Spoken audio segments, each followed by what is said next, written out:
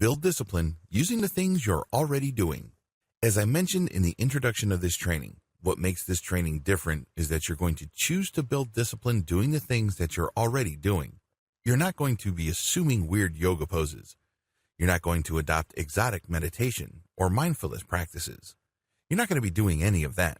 Instead, you're just going to look at what you currently do and build discipline doing those things. This may seem small. In many cases, they may even seem trivial. However, just as small streams combine to produce big rivers, all these small tasks, when practiced routinely and mindfully pursued, can lead to increasing levels of personal discipline over time. Meet deadlines. If you work, chances are you are dealing with deadlines already.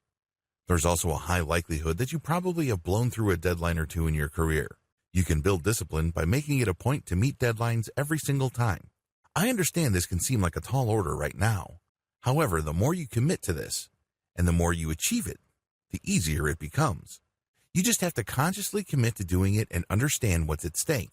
It's not just a matter of getting stuff done by a certain point in time so your boss would be happy. Instead, it's all about practicing discipline in a very practical way that you can repeat over and over again. Simply commit to meeting them more often and make it a point to put in the effort to meet your deadlines each and every time. I understand this is probably not going to happen the first time you do it. That's okay. However, the more you try, the easier it becomes until, eventually, you don't even notice because it's become a part of your routine. Put in the work. I know this seems kind of obvious. After all, if you have a job, it is easy for you to automatically think that you're already working. What if I told you that typical employees' 8 hours can actually be condensed into one productive hour of work? I know it's quite shocking, but it's absolutely true. Just pay attention to what you yourself are personally doing. Do you work all 8 hours when you are at your job? Chances are you don't. Chances are you spend a lot of time on the phone, checking email, checking social media updates, shuffling paperwork, reading unrelated stuff, talking about unrelated stuff, and other activities. All these add up to quite a bit of time.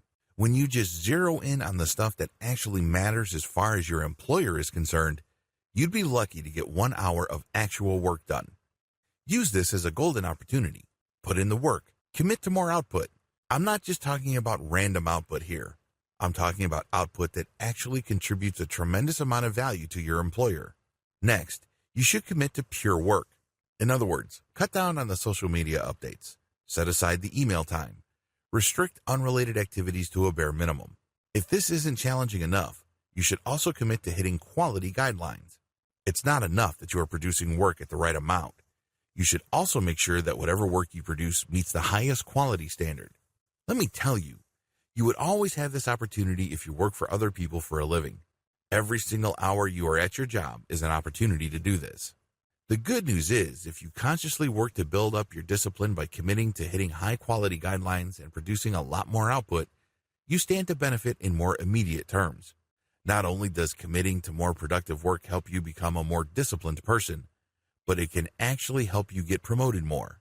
It can also help you to get paid more. Stick to a regular meal schedule.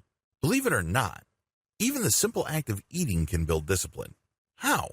Well, if you're like most people, you probably have shifting schedules as far as your meals go.